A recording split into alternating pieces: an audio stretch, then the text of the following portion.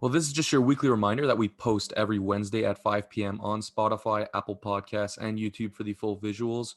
Go follow us on Instagram, YouTube, TikTok, and Facebook at Nothing But Controversy, on Twitter at NB Controversy, and go to nothingbutcontroversy.com to see our newest blog written by my man Shaner, describing the effects of choosing Price over Halak, and what that did for Montreal, the city, and the franchise. A great read, might I add. And by the time this comes out, there's actually a new blog post up from Cam too. So give that baby a read. That's true. And listen, go to our Instagram page at Nothing But Controversy and click the link in our bio to receive a link tree to all of our social media platforms that we are on. This is Nothing But Controversy. Four guys on a podcast and we're talking about sports. Four guys on a podcast and we're talking about sports. Nothing But Controversy with Matt, Dawson, Cam, and Shaner.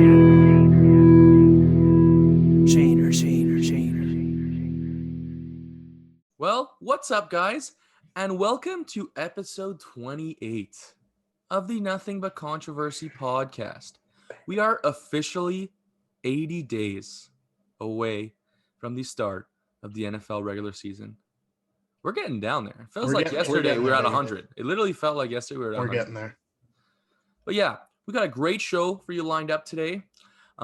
Here's the schedule. We're going to start off, of course, with This Week in Sports. Then we go into our question of the week, our bold prediction of the week. Then we go into a new segment. And then we're going to bring back Think Fast. We're going to do trivia hosted by Shaner. We're going to do top 5 favorite NBA plays of all time. And then to end it off, we go into our lock of the week in terms of betting. So let's get it started with This Week in Sports. I think I just bring up 3 pretty generic things that have been going on in the sports world. First off, obviously we're going to talk about it, and it's the Habs Vegas series. Vegas took game 1. Habs went ahead, took game 2 and 3, and Vegas just tied it up yesterday at 2-2. Tomorrow we head back to Vegas for game 5. What do you guys think about that? Dawson, you go first. Since you just mentioned we have a new segment, you know what our new segment is. It's overrated, underrated. Okay? The most underrated thing in this series is the Habs' fourth line. First of all, they're playing out of their fucking mind. I don't even know if you can call it their fourth line anymore, but these guys are playing out of their mind. Secondly, it's what we're all going to want to talk about, and it's the officiating in this series. It says something. I tweeted about this yesterday, but it says something when all these Twitter analysts, like with their check marks, all these analysts on TV, like the Kevin BX says and all that, are calling out these refs and saying these refs are letting the games get completely out of control. There's analysts saying, like, this is embarrassing. Like, people who are taught to keep their mouth shut and, like, really only talk on the news and stuff like that, for them to say that, it's like, there's a problem. And it's unfortunate that Montreal is getting, like, the shit end of the stick because, like, they're missing calls on both sides, let's be real. But it's a lot worse for Montreal. Obviously, we're biased as Habs fans, but, like, it's a lot worse. 100%. I don't know if you guys want to talk about the officiating, but holy shit, it's just frustrating at this point. Like, for me, it's just there's one, like, it's one thing to, like, let the boys play. It's another thing to be standing there staring at a guy punch a guy square in the jaw, like, and not blink an eye. Like, it makes no sense in my opinion. The fact that the first penalty of yesterday's game, after Corey Perry got put in a body bag 6 times, was Nick Suzuki tapping some guy's glove with his stick, is ridiculous. It's ridiculous. Like, it doesn't, the standards, like, were completely not set. And again, I can sympathize with Vegas. Obviously, Shea Weber got fucking thrown into the boards, but then he also did turn around and punch a guy in the back of the head and cross-check him down. Like, and they did get offsetting minors, but like they completely let the game get out of control. It was terrible. I have no words. No words. Frustrating to say the least. Yeah, I don't. There's been a lot of discourse about this last 24 hours. I think the NHL refs look absolutely terrible. I think right now they look like the worst refs in all of pro sports, probably. Man, like the NBA's refs have like a public ranking system. Like, we can go see how the NBA refs are ranked. Yeah. Wait, there's just zero accountability. Quick question. Somehow these guys keep getting games. Yeah. Which refs are worse, the NHL refs right now or the replacement NFL The refs? NFL strike refs. I was just thinking that. Yeah, of course, but like at the end, like these are the NHL's top of the line refs. Yeah. Supposedly, they're so good that they're doing the semifinals, and then those NFL refs, we knew going into that season that until that the real NFL refs were back, nothing like it was going to be bad. This we expect the best of the best, and we're getting some of the worst officiating I've ever seen personally. Yeah. And like obviously it sucks because we're Habs fans, so we're seeing it. But I think when you see everyone else talking about how bad it is, people that aren't Habs fans, I've Yeah. seen Leafs fans criticizing it like it's that bad. So I don't. The NHL needs to do something right now. I mean, I think right now they just lost control. Like they stopped calling. They did at the start. They weren't calling anything, and now, like I told you guys yesterday, Alex Tuck was literally just flying around the ice, hitting people that didn't have the puck yesterday, Yeah. just because he knew he could. Yeah. Like they completely lost control of the situation in these games, and honestly, I don't think there's a way for them to get it back at this point. So now I think they're just like whatever, do whatever you want because they know they can't get it back. I don't know how if Chris Lee refs another game in this series, I don't know how. I'd be was gonna shocked. say. I would Like- be shocked. He's been absolutely brutal and like literally at the end of the second period after Suzuki got punched in the face, he like ran off the ice. Yeah. Like they showed him leaving the ice and he bolted just because he knew. Like I think they just lost complete control of this series now. Yeah, no, it's pathetic. But and then like Cam said, there's obviously some people sympathizing and talking about it like on the Habs end, but then there's also these fucking people that are like, you fucking Habs fans, just Habs haters, you'll never be happy, blah blah blah blah blah. Like, are you watching the same game? Like it could be the Toronto Maple Leafs playing, it could be the fucking I don't know who else I hate more than the Leafs, but it could be any of them playing, and I'd be like, oh fuck, that's bad. Like it's not a matter of complaining, it's not a matter of the Habs history of complaining, Habs fans history of complaining. Like that was it's fucking bad. Like I don't know who they're like. Oh man, drives me crazy. And it's like, if you want to say that the Habs like don't deserve to be in this spot because they're in a weak division, say what you want to say. But don't be saying, oh, the Habs suck if they're getting the series ripped away from them because they're getting slashed. They're getting sticks to the face in a blatant slash and not getting a call. Like, if Vegas comes out and wins the next two games 7-1, I'll say fair game. Okay, Vegas, you deserve it. But if you're gonna win a game 2-1 when let's say both sides, I probably counted, they probably missed about 16 to 20 minutes worth of penalty minutes in that game. Yep. Like the Habs have had 2 power plays in the last 3 games. That's insane. It's insane. Anyways, we could go on about this all day, but I'll go on to the next topic, and it's a shocker because once Brooklyn brought over James Harden, it was a lock that the Nets were going to be champs. Everyone said it. It's the newest super team. And probably the most though, dominant super team on paper. Not ever. I would say still the Warriors were better. Yeah. They went from being a 73-win team to adding the second best player in the NBA. So, but the Bucks beat them in Game 7, and the Bucks moved on to the Eastern Conference Final to play against another shocking team, Atlanta, beating the 76ers. So, congratulations to those 2 underdog teams. I mean, I saw this tweet. It was like when the Nets lose, the internet wins. Like for sure. I mean, I'm never gonna sympathize for Kevin Durant just because of how his career has unfolded. But I'll give him the credit where it's due. He was the best player in that series by far. He absolutely dominated, but I think Milwaukee deserved it, and it's going to be a great series. But I have Milwaukee going to the finals. Look, what I got from that, and I saw this stat today, is one pretty important player in this league is going to get their first ever ring. Whether it's Chris Paul, Trae Young, who's quickly becoming a top 3 young player in this NBA. Like he's quickly that could be up for debate. But anyways, Chris Paul, Trae Young, Giannis. Giannis or Paul George. Like those are 4 superstars that don't have a ring yet, and it's pretty significant. So in that aspect, I really like it. I really think that's good for the league. But fuck, I don't know how Brooklyn isn't, at least in the Eastern Conference Finals. Like that's wild to me. Yeah, I agree. Obviously, they were kind of like battling injuries that series, and at times it felt like KD was playing by himself. But shout out to the Bucks. I hope Giannis gets his ring, because I think they deserve to win that series. And like you said, these playoffs have been great for the NBA. These have been fun NBA playoffs to watch, even though our team's not there.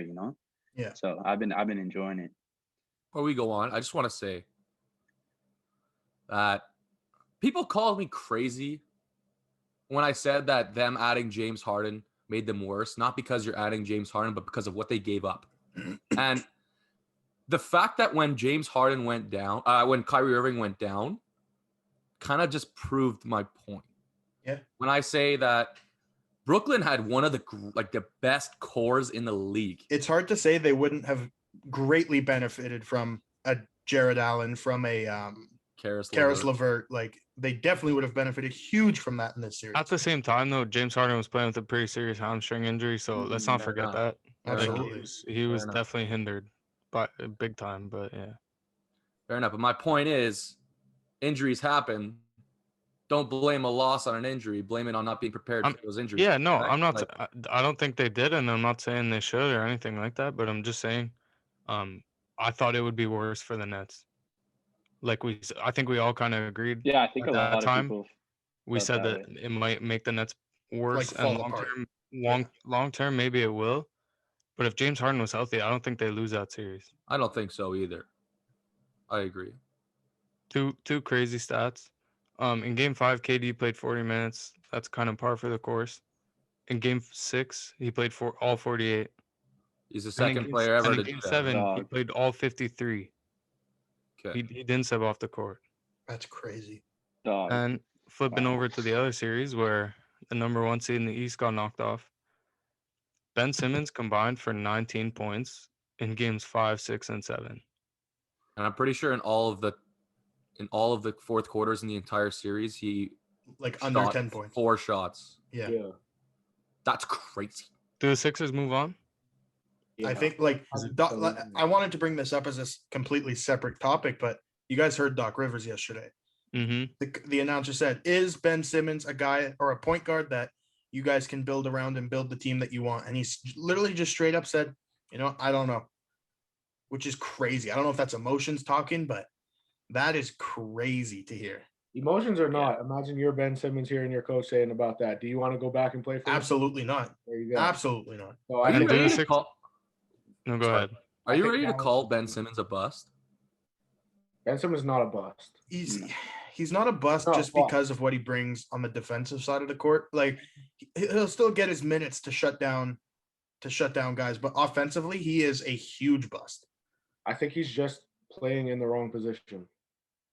Yeah, but to me, like a bust, to me, he's turning into a bust simply because of the reason that people were thinking that they brought Ben Simmons to Philadelphia to change the franchise. And to me, you can't be a top 20, 15 point guard if you're not going to be scoring. Like point guards are there to facilitate an offense, to dish the ball out. But you can't call yourself a superstar if you take 4 shots in 7 fourth quarters. No. Yeah, but you don't have to be a superstar to not be a bust. As the Right, first but overall he pick, is Don't have to a be a bust superstar. because he's the first overall pick. And How many first overall picks are actually superstars?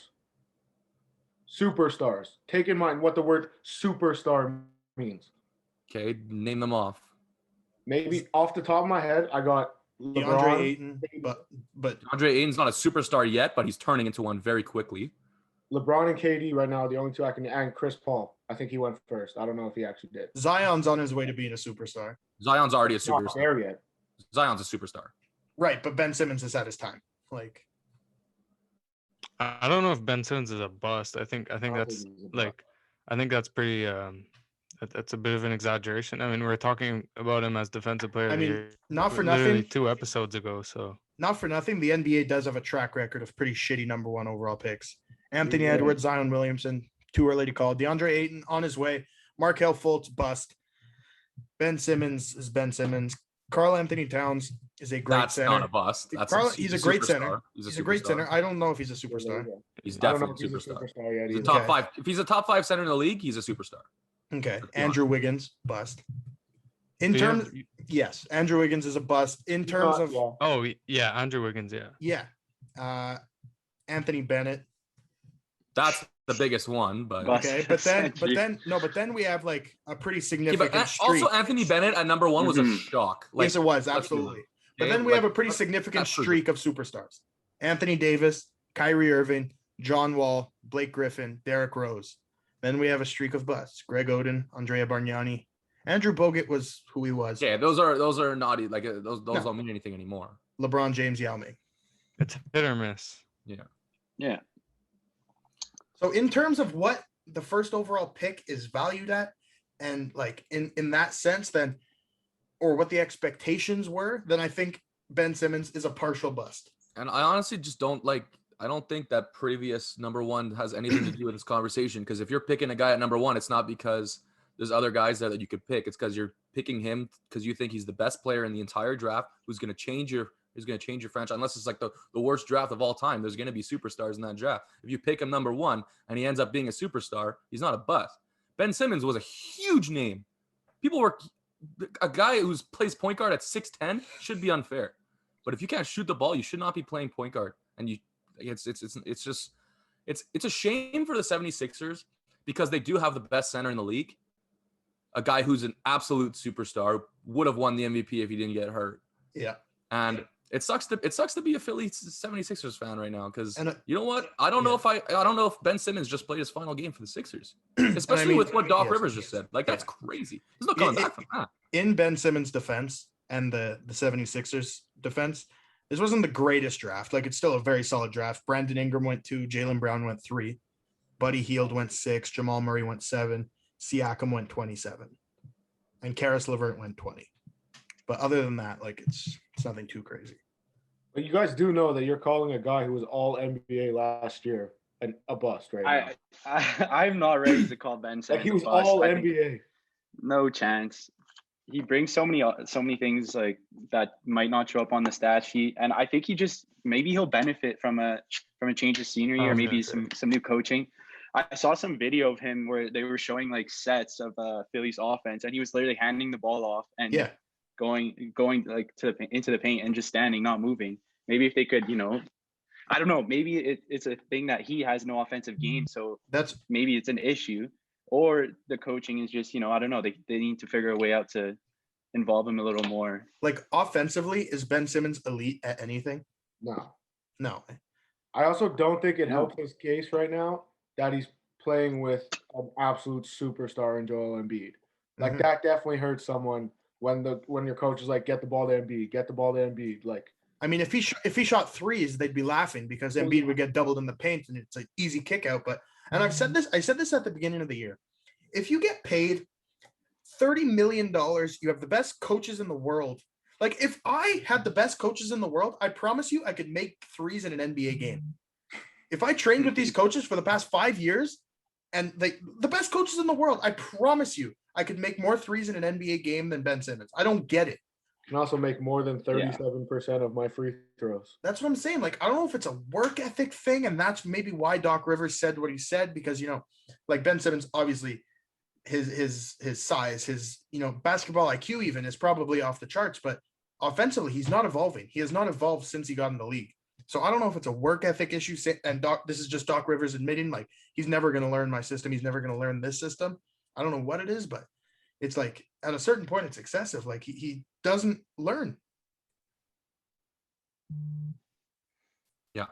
Anyways, move on to the other side, I guess, to the West, where the Clippers beat the Utah Jazz and the Phoenix Suns beat the Denver Nuggets. And the Suns took game 1 already without Chris Paul, who tested positive for COVID. Am I right? Is that what that's the problem? Yeah. Anyway. So, listen, you guys had it spot on from the start when you guys said, I don't know who, I think it was Cam and Shane who said that the Suns were going to make the finals.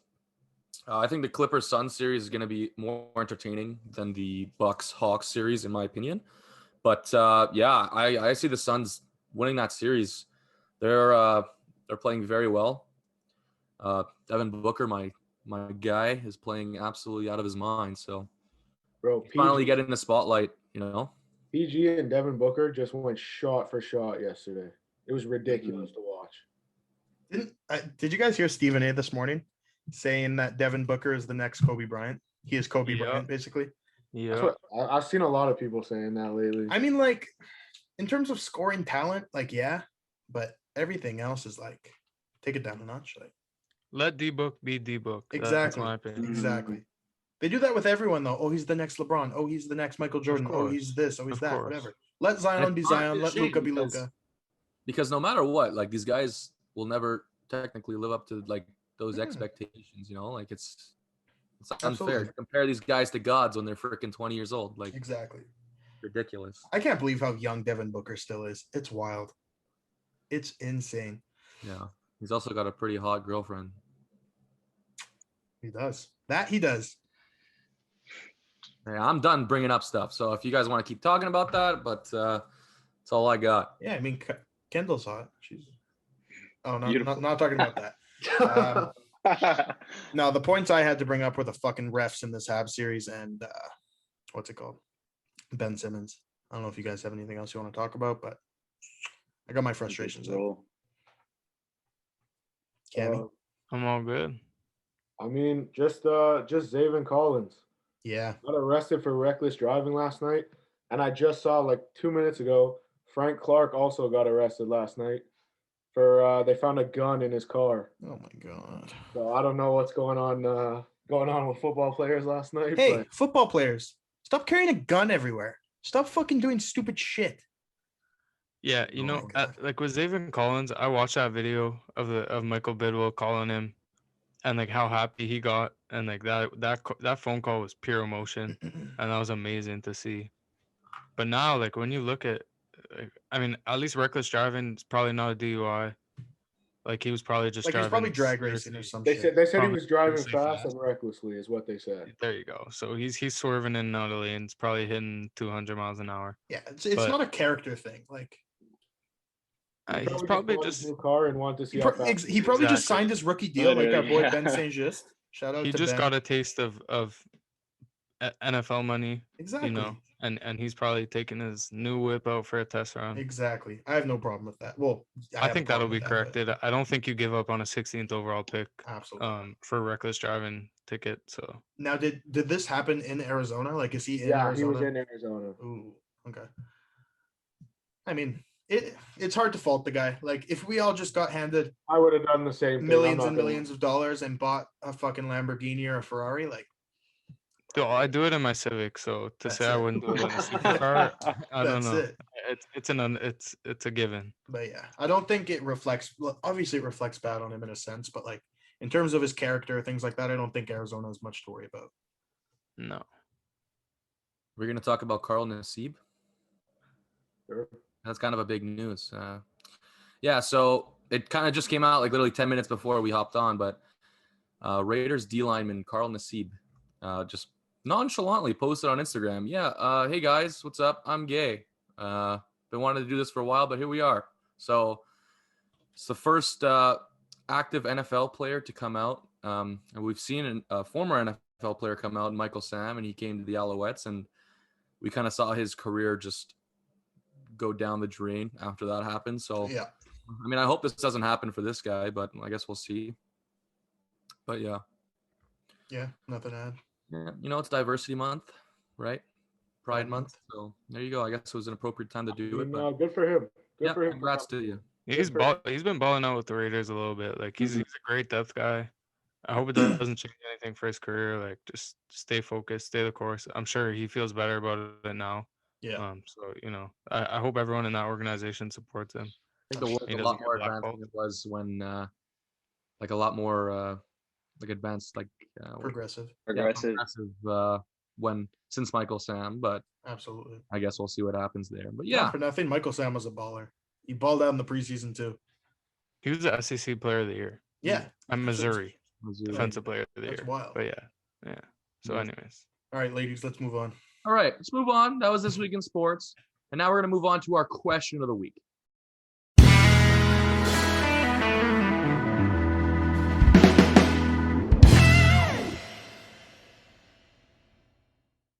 Since it was Father's Day yesterday, shout out to all the fathers out there, all the fathers that watch NBC, and kids that have fathers that watch NBC. I'm going to cut you off. If this episode gets 200 views, Matthew's father, Craig, is going to come on the show. Oh yeah. Yo. Oh yeah. So I'm Matt gonna- is dreading this. I'm gonna He's log in. absolutely dreading it. He doesn't want it to happen. Craig is ready to come on the show. He's Oh, ready yeah. to make his guest appearance. We're ready to have him. So Well, if I'm this gonna episode log gets into 200 views, I'm gonna log in. Craig Campbell is coming on the show. Oh, God. Anyways, let me get back to the question of the week. Who is your favorite dad in sports? There's one answer to this. Oh, I know what Dawson's There going. is one I answer. know where Dawson's going. You do. I probably don't have the same answer. You as probably don't. My answer, my three favorite athletes of all time are all dads right now. So there you go. I could shout you guys out, but number one has to be Drew Brees. Guy just seems like an absolute beauty. Loves his kids. I love that moment when the Bucks beat the Saints in the conference semifinals, and Tom Brady came out and just threw the ball with Brees' kids. Yeah. And Balin had an absolute moss in the back of the end zone. But Drew Brees, I think he's got 4 kids now, three dudes and one girl, and he just seems like a very lovable guy. He's got a nice family, beautiful wife. It's a dad dream. And he's I'm sure in like 2 years from now he'll have the dad bod. Absolutely. Sit down He's already like halfway there. Yeah. Sitting down at NBC, having a couple brewskis with Chris Collinsworth. And then you It'll can be come good. down to this NBC. Hang with us. Well, as a sports dad, you want someone who's supportive. You want someone who's there to cheer you on. You want someone who will go to war for you. You want just the most supportive guy in the world. And there's no one on planet Earth more supportive than LeVar Ball. You can hate him. You can hate him. You can fucking call him an idiot. Step 1, he's a marketing genius. Absolute genius. Step 2, he is by far the most supportive father I've ever seen. Like, I've never seen a bigger fan. A guy who's a bigger fan of his kids, other than Jello. I think he hates Jello, but I don't fucking blame him. I had one more point. And the last point, LeVar Ball is fucking hilarious. Like, he doesn't genuinely think he could beat Michael Jordan in a one-on-one. He doesn't genuinely think Lonzo's the best player in the world. He doesn't think all this shit. He's just fucking funny, and he's a marketing genius. And I just love him. I love LeVar. That's my answer. And throwback to I Big like Baller that one. Brand. That's crazy. Shane, is that the one you thought I was going to That's say? 100% what I knew Okay. you were going to do. Good. I just want to give a little shout out here. Dawson might like this one. Michael Pittman became a father recently. I love that. I just know that because I've been following him on YouTube and stuff for years now. But my pick is gonna be Trae Young's dad. I've been seeing the interactions there over the series against the Sixers, which is sick. And how Trae gave his jersey after Game 7 to his dad. It was just a cool thing to see. And he's probably all the things you said LeVar was for his son. So For sure. yeah, that's my pick. I'm gonna go with an athlete as well. Conor McGregor. I like that one. We loved Conor the Entertainer, and don't get me wrong, he's obviously still an entertainer. But now to see him over the last couple of years since he's had his son, to see the evolution of the man, Conor McGregor, and to see how much he's settled down and invested time and energy into raising his son and seeing like all the interaction. And some people might not like that that's all over social media, but personally I love it. He's expecting number 2 now, so I think he's gonna we're not done seeing Conor McGregor at all, and I'm excited to see like how his kids grow up and how he influences them. So yeah, happy Father's Day to Conor McGregor.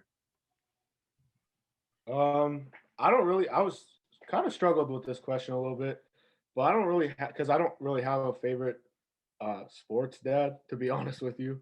But I have like a favorite like moment of a father and a son kind of thing.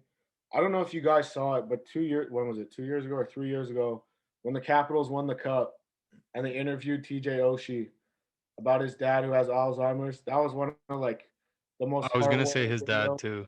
Yeah, like that was one of the most heartwarming videos when he's like, he doesn't remember much these days, but I know for a damn fact he'll remember this. And he just started crying, like that shit hit. And apparently, like his father passed away a couple months ago, so I don't know that video just always stuck with me ever since I saw it. Yeah, that's wicked. That's good.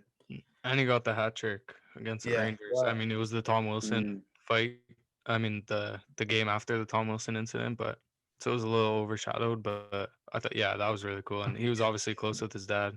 His dad coached him, so Yeah. yeah, that's a sick one. Before we move on, I have to shout him out. LeBron James. Dude, this guy's an hilarious father. What he Yeah. posts on, like, he loves his kids. Taco Tuesday, fucking absolutely legendary. And his one kid that's quickly becoming the star of the family is Zoo. Bryce. No, Zoo, bro. Yeah, Zoo's cool too, but Bryce is my favorite, bro. He's so cool. She kills me. She's so funny on, like, she dances and stuff. She's Yeah. already got her own Instagram account. It's so hilarious. No, not for nothing. It's three fucking really cool kids. Like Bryce is a cool kid. Bronny's Mhm. obviously a G, and Zoo is fucking cool too. But kind of to piggyback on what LBS said about Trey Young's dad, shout out to John Morant's dad too. I was gonna say In that the too. first Yeah, series, he was yeah. like drinking beers with fucking Yeah. fans from the other team and shit. That was cool. So And shout did out you to see what he Jazz said dad. to Donovan Mitchell after the series? Like after the Jazz knocked him off, he like No. went down to see him on the court, and he was like, "I love everything you're doing. Keep it up." Like Yeah, just it's gave him sick. like a whole pep talk, and he was like, "I love what you did for my son," and like, That's it was sick. really sick.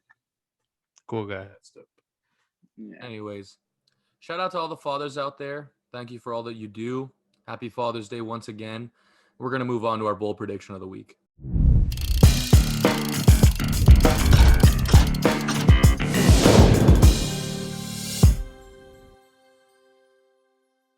So it's been 2 weeks now that the Euros have been on, or 1 week, 1.5 weeks, whatever. And it's been actually quite an entertaining tournament. There's been a few shockers. And for my bold prediction of the week, as the final group stage games are done, we go into the knockout stage. And for those who don't know, in the Euros, in your group, if you finish in the top two, you automatically go to the knockout stage. But since the knockout stage has a round of 16, there's only 6 groups, which means 12 teams automatically go in. And then the top 4 out of 6 third place teams go through. Okay?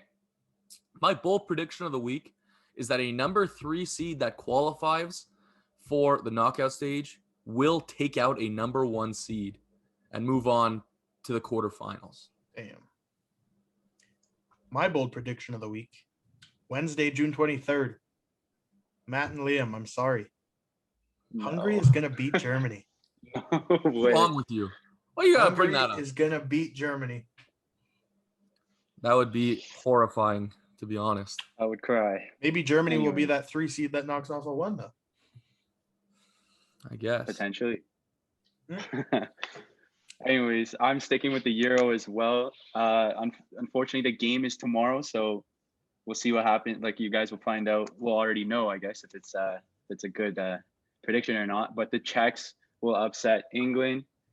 England's recent performances have been less than inspiring, and you can say that. And then the opposite can be said for the Czechs. They've been buzzing, and I don't know. England has let me down in this tournament when it comes to betting. Me and Shane, I think we're the only two here to take the Suns going to the finals. So my bold prediction this week, and last time I did this, I got bent over backwards by the Lightning. So I'm not gonna do it again. There's a little bit of room for error, but the Suns are gonna win this series in 5 games. I saw enough yesterday to say that confidently. It's a wrap. Let me see the Suns in the finals. Damn. I like that one. I like that one. We're gonna kick it over to hockey here. The Jack Eichel saga comes to an end. He is done in Buffalo this week. The trade will be done. Don't ask me when, Okay. but he will no longer be in Buffalo after this week.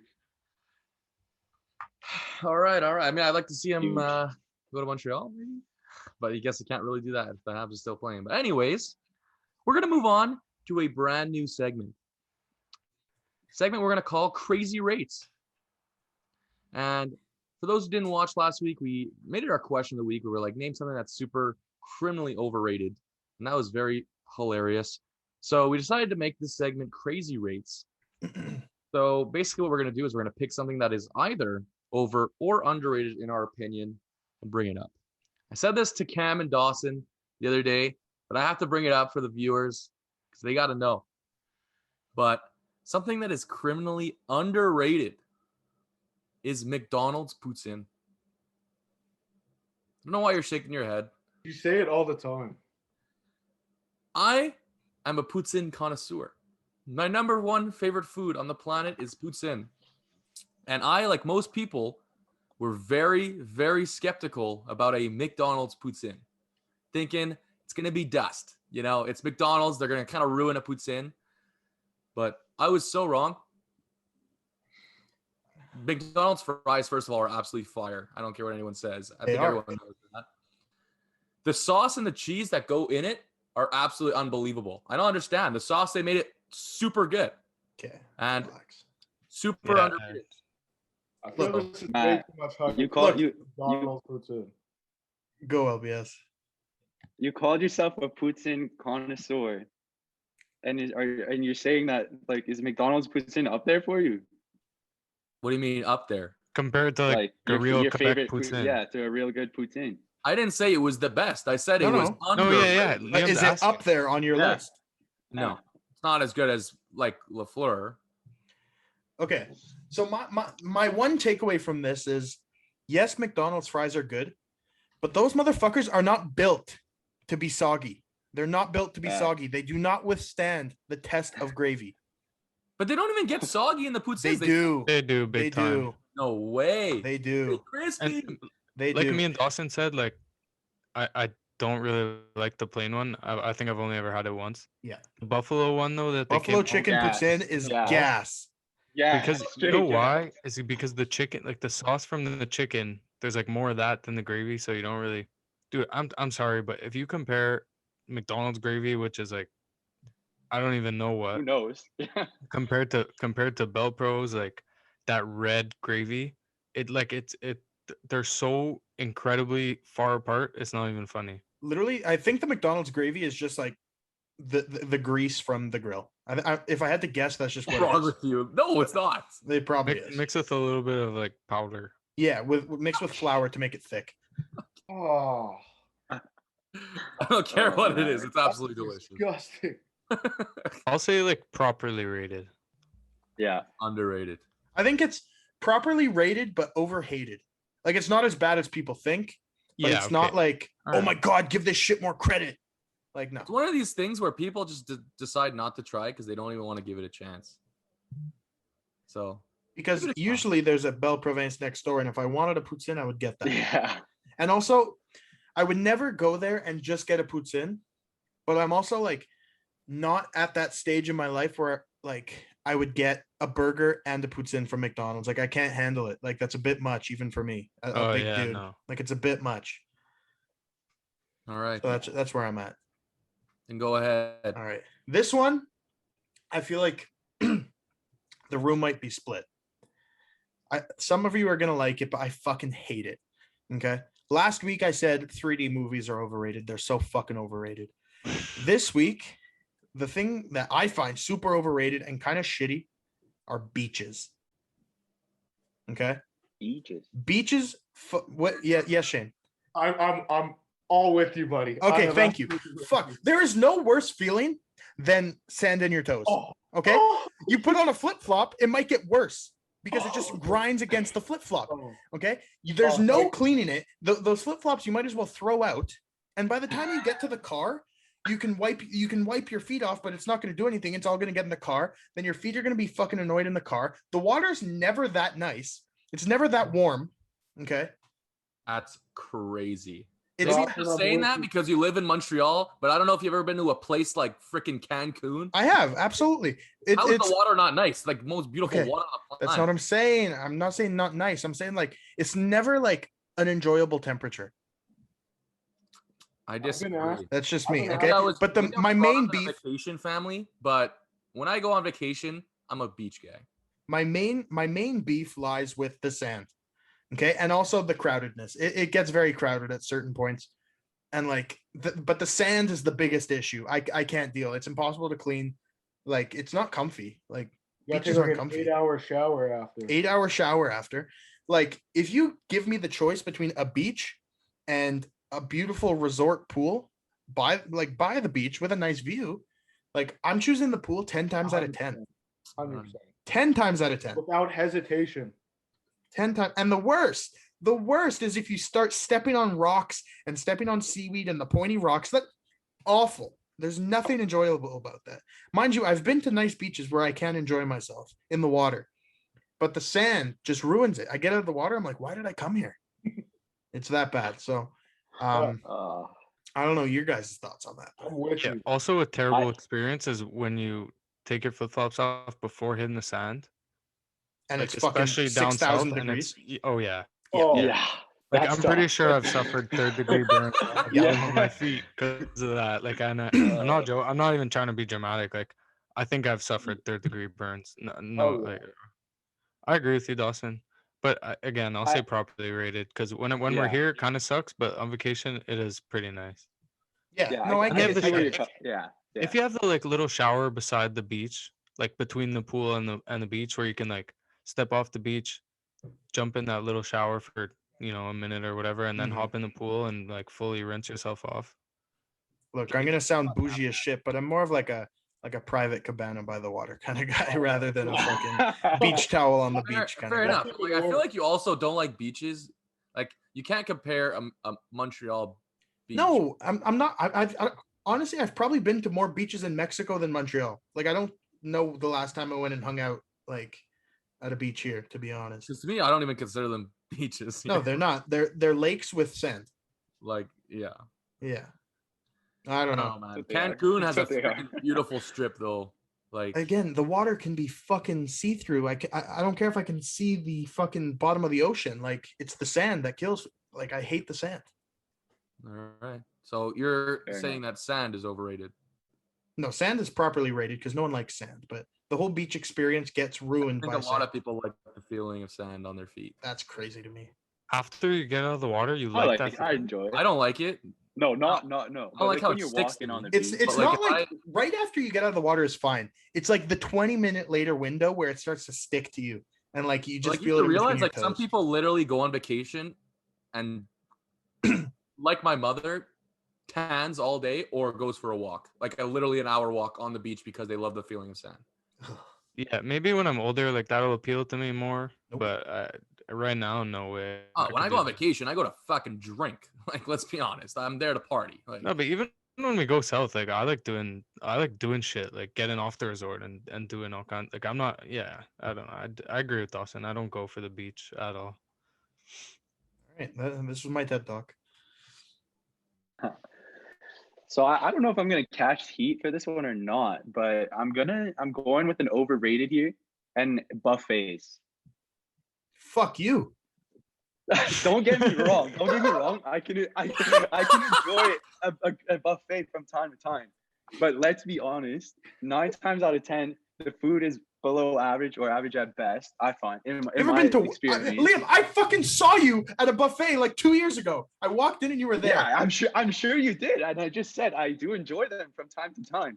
But like, to me, the food is just always average. There's like 20 to 30 people like poking at Bro, your you're also food. paying at for the food. average food. That's it. You're not going there for That's fucking the thing. Wagyu beef. You're going there for mini hot dogs and fucking noodles. Like, All I'm saying is, I think it's overrated. I think it's I underrated. simply put, I'd rather have like a 3-course meal. You know. No, I agree with you, LBS, wholeheartedly. I wholeheartedly Well, agree. it's also hurting a lot more. What's the hype over a buffet? Also No we way, have a it's like Chinese- $20 if you for all you can eat. No, $20 it is not $20. It is like Yes, 30 it is. plus. Absolutely. Where are No. you going? At the Chinese place on Buddy, Harvard, you it go to is- wait. You go to Winwall? Waywa. You go to That's Waywa at 25 lunch. It's bucks like at dinner time, bro. $12. Okay, at lunch maybe, but the lunch food is shit, and it's usually cold. For 12 Listen, bucks, all just- you get cold food? I don't care. I prefer quality over quantity. That's all. And I'm gonna also- It say. depends. okay, There's You're a like time paying and for that place. though too. There is a time and place. I Yeah, agree. am I down for a fucking steak at like Joe Beef? no, Yeah. for sure. But like, am I also down for General Tao mixed with bacon wrapped hot dogs, mixed with fucking dumplings, mixed with Jello? Like, yeah. Okay, here's my stance. I If don't I'm know. gonna I waste just my don't time, get that craving. if I'm gonna waste my time going out, I don't care what I have to spend. I'm gonna enjoy myself. Like it. Right. Also, you go to Chinese. Here's my two experiences. Other buffets I have not tried, and I don't know if I ever will. But Chinese buffets, one, I either feel like dog shit for like 3 hours after, Oh, yeah. or the other one is I get home and then an hour later I'm starving. No. That's I yeah. never had that option. Chinese I'm food always is at the end. notoriously full Yeah. of MSG, which like fills you up quick because they want you to eat less, and then once you get home, you're like, "Fuck, I'm hungry again." But also, all you can eat sushi over a buffet 8 days out of 7. Oh, like, yeah. Oh Yeah. yeah. Literally. Yeah. Agree. Okay. Liam, I don't love that. I could one. roll with that. Well, I'm not loving it. sorry. I love Next week. LBS. Okay, I have two like pretty small ones. Overrated. It's summertime. I think I just tried one of these for the first time in a long time, and I did not enjoy it. Overrated. Klondike bars. Yeah. I feel like the entire, maybe this is just me, the entire freezy popsicle ice cream sandwich community is overrated as a whole. They're not that good. They are not that good. I don't know if But I would feel go like, that I far. feel like me going to ice cream is not to get ice cream. It's like see somebody. experience. Yeah, you know. But like okay, so I tried like just it's like literally like an ice cream bar but with no stick in it. Ooh. So it's just like a square of frozen chocolate with ice cream in the middle, but there's nothing to grab it by other than the wrapper. But regardless, it's gonna melt in your hands. Terrible experience, and the ice cream's not that good. The chocolate's super thin.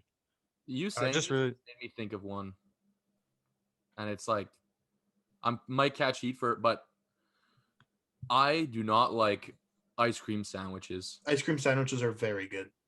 I've I like never. them. I don't think I've ever had one and be like, I want another one. I've never been like, if I'm offered one, maybe if it's like last resort, but I will like there will be an ice cream sandwich box in my freezer, and I will literally open that freezer for 6 months straight and not even take one. It's a terrible statement. I don't Well, like. maybe you don't take them because they're fucking freezer burnt to shit, Yeah, meaning they're 6 exactly. months. I mean, they're not freezer burnt They're, after like. they're not freezer burnt. I have a small underrated. All right, let's hear. Just since we watched the Habs last night and Vegas, underrated Robin Leonard. Fuck. I think he guess. get. Yeah. Like, we're not accounting for how many people saw that Robin Leonard was starting yesterday, especially in Montreal, and got excited. And got excited. Yeah. And he saved 27 and 28 shots. I like Some that. crazy saves too. Just wanted to put some respect on his name. He's been through a lot mentally in the last year or so. Mhm. He's spoken about that publicly multiple times, and he's still getting the job done. Barely played the last few months. Like this But yeah, guy is good for him. this guy literally might start for Sweden. Who's gonna start for Sweden over him? Like Markstrom? oh Martian, that's true. Never mind. He's gonna be on the Sweden team. Sorry, I forgot about Martian. So is Leonard starting tomorrow, you think? 100%. He's got to. I would think so. It's Yeah. gotta be. He's got it. All right, Shane, what's under or overrated? All right. Well, we are a sports podcast, so I'm going to talk about sports. I'll let you guys talk about food and everything. This one, I don't know if you guys are going to really have anything to argue about. Dawson, I know you're not going to have anything to argue about.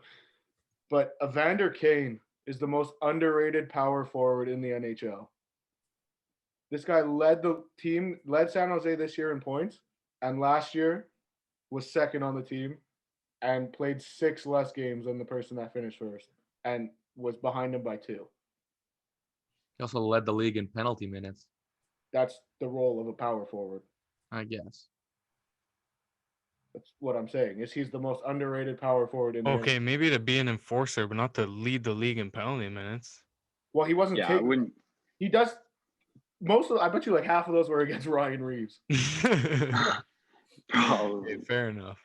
I don't have much of an argument, honestly. There might be some smaller market guys, but I really like Evander Kane. Just because he's in San I would- Jose, he just doesn't get that respect. Yeah, I would love to argue that Josh Anderson is there, but I was gonna say. I don't think I can do that. Yeah, would you rather have Evander Kane or Josh Anderson right now? I mean, I how think long Josh do I have Anderson. him for? No, but I'm saying like right now in the playoffs, like right now. Well, Anderson hasn't really done anything offensively in the playoffs. He just fucking scored game-winning goal the other Well, he day. scored 3 goals in how many games? I'm just saying. He had one good game. Like I mean, he's been Yeah. okay, but In the playoffs. I like Anderson, so I'm going to take Anderson. But I'm just saying, Yeah. if you gave me the chance to, that's take what I mean. Like I think I would put Evander Kane in this lineup right now. Yeah. Especially the fact that actually the Habs have a lot of right shot wingers. So yeah, I would take Kane. Kane's a lefty. I would take Kane. All right. Well, that was it for the first round of crazy rates. I think that's here to stay. Mm-hmm. But we're gonna bring back a segment that we love to do. It's a little segment that I host that we call Think Fast.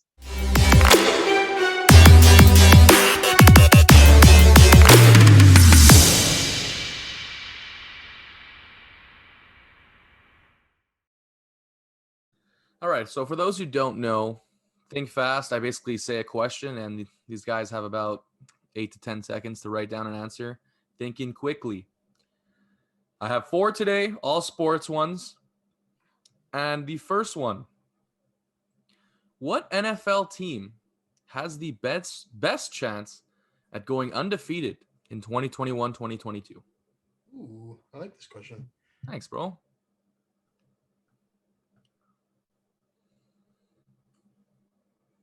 I'm ready. 3, 2, 1, lift them. I have the Chiefs. So does Dawson. And okay, so I have me and Dawson have the Chiefs. Fuck? Shane has the Browns, and LBS and Cam have Is there the Bucks. What's up? Is there like a statistic here that we're gonna hear, or is this just straight top of mind? No, Like what we think. This is just what you think. Oh, okay. Yeah. Listen, I thought the Chiefs had the best roster in the league last year. They fell a little bit short in the final game there because of injuries and stuff, but they just bolstered their O-line, which is protecting the best player in the NFL.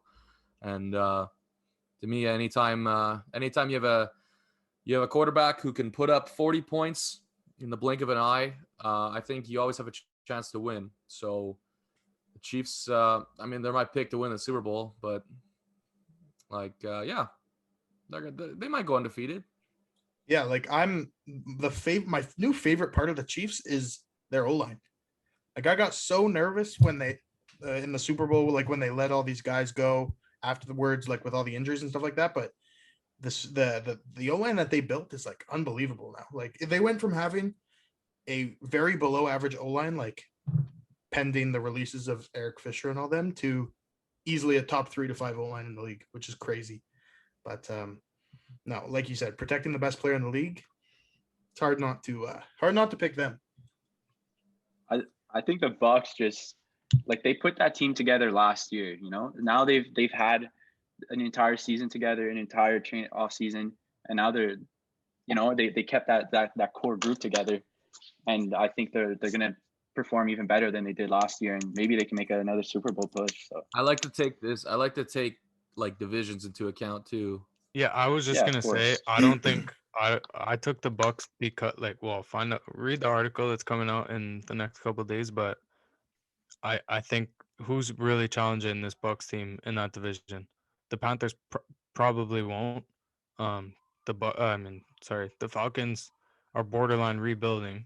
I mean, they'll get some key pieces back on that D that they lost to injury last year, and then the Saints. I'm sorry, Matt, but with no Drew Brees. And the Bucks literally, like Liam said, the Bucks kept their whole team together. They didn't lose any starters, not one. Yeah, So but they didn't go undefeated last year. Like Yeah, but they didn't have a good offseason. Like like LBS said, they didn't have a good offseason. You're right. They didn't have a full offseason. Now they've Mhm. had, rookie camp, mini camp. They'll have a full training camp. Everything's gonna be back to normal. I don't know. I guess they have equal odds Scary. because I think the Chargers might challenge the Chiefs a bit this year, but they might not be there yet. But My so yeah. opinion, I think the Saints have a better chance at beating the Bucks once or twice than the Chargers have a chance at beating the Chiefs. But that's just me. No, I can I get behind mean, that too. I can I, get I behind that think too. I think it's pretty equal to me. I mean, the Saints are without a real quarterback, and the Chargers have a real quarterback, but are missing some pieces the Saints have. So could Saints go also, either way. Saints also have a top 7 to 5 defense in the league. Top 7 Um, 5 5 7. I don't know. I don't know if I'm forgetting anyone, but We'll see. We'll see I if mean, that defense is still top the 5. Superdome's a tough place to come in and win. Not saying they can't do it because I do think the Bucks are the best team in that division, but not for nothing. The Falcons and the Panthers are not locks to win. What? Didn't they do that in the playoffs on the way to the Super Bowl? Yes, but it's still a tough place to go in and win. And Drew Brees threw 3 interceptions in that game. But did they win? I Yeah. don't care what he threw. Did they win? Yes, Who they also forced- went 2-0 last year against the Bucks. But Who did forced they the win picks? in the playoffs in the Superdome? That's so hard to win in. Yes, but the question isn't who's going to win the Super Bowl. The question is who's going to go undefeated. And I think the Bucks are going to have a harder time going 6-0 in that division than the Chiefs. Okay, so like a fraction harder, maybe, depending on Herbert's progression. Like Herbert didn't have a full offseason either. Let's not forget that. Yeah. They have a new head coach. All their starters on defense should be back. We'll see. Like the Chiefs almost lost to the Chargers in overtime in Herbert's first ever game. In Herbert's first ever, am I wrong? I think that was Herbert's first ever game without Derwin James, Joey Bosa, or Drew Tranquil. I think Drew Tranquil got hurt after that game, but nonetheless. Look, I don't know why we're arguing. Shane has the fucking Browns. I would Yeah, love to hear this. honestly, I completely forgot the Bucks as a team, but you know what? I said my answer, so I'm gonna back them up. Okay. It was between the Browns and the Chiefs for me because, like I said, I forgot the Bucks. But the Chiefs, I don't like their defense as much as I like the Browns' defense. And we've seen, like, I know it's a passing league, but we've seen a lot of teams win a lot of games off of a really, really strong run game and a very, very good defense. And what the Browns built their defense to be this year is to be a top 3 defense. Not saying they're going to be, but they built it looking to be a top 3 defense. And that run game is, to me, the best run game in the NFL right now. Okay, so just before we were talking about divisions before. First of all, Yeah, the AFC North is probably the second hardest division in sport in the NFL right now. Second of all, you're talking about a way to success having a top run game and a top defense. You're talking about the Ravens, who had the number 1 run who game also in the NFL. lost half their defense in free agency. I'm just saying they had the number 1 run game in the NFL last year. Yeah, with all the free agents that they lost, they didn't really replace a lot of guys. They have young guys coming up, and they drafted okay, but And also, Baker Mayfield throws the ball more than Lamar does.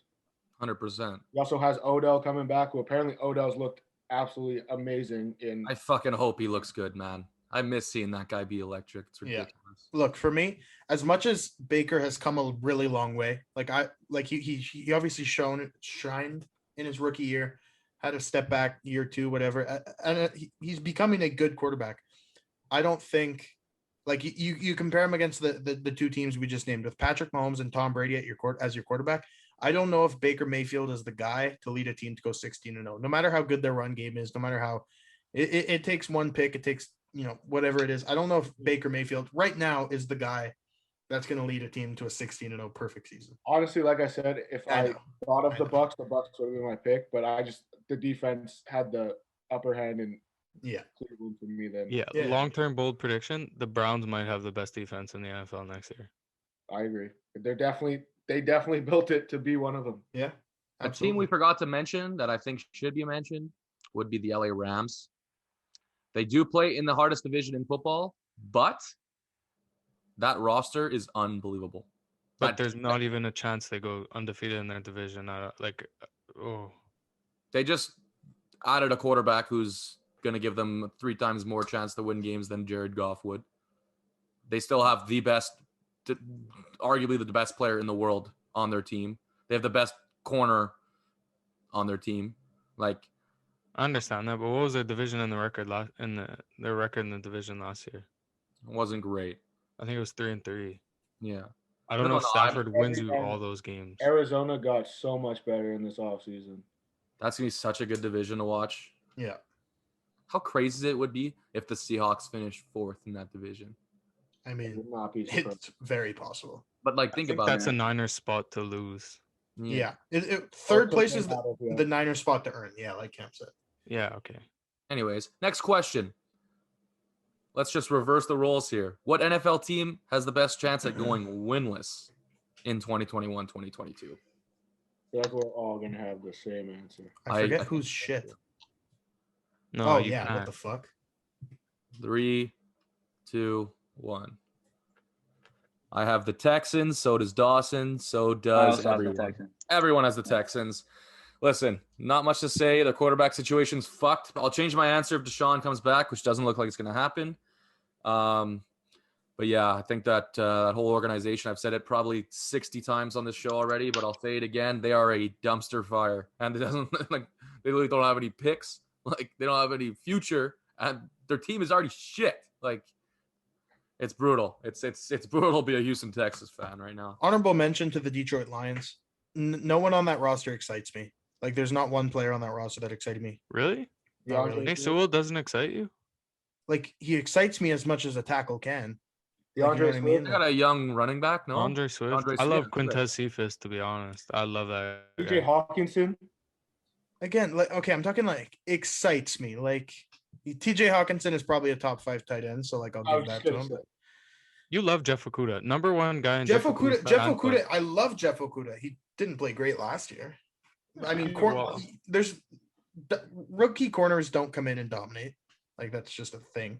So I didn't have the highest of expectations, but I don't know. I think Matt Marshawn Stafford- Lattimore. Just saying. Okay. Sorry.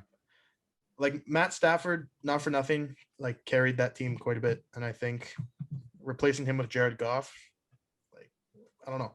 I don't think they'll go 0-16, but I just don't like that roster that much. No, that's very fair. Yeah. But yeah. You guys have anything else to say? Nope. Fuck the Texans. You know, I just want to add one thing. When we started talking, like as soon as you asked that question, the first team that popped in my head was still the Jags. So Me too.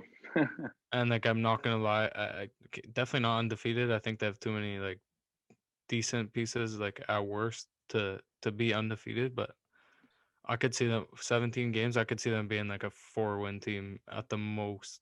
I'm gonna be honest. I don't see them going undefeated either. But You mean winless?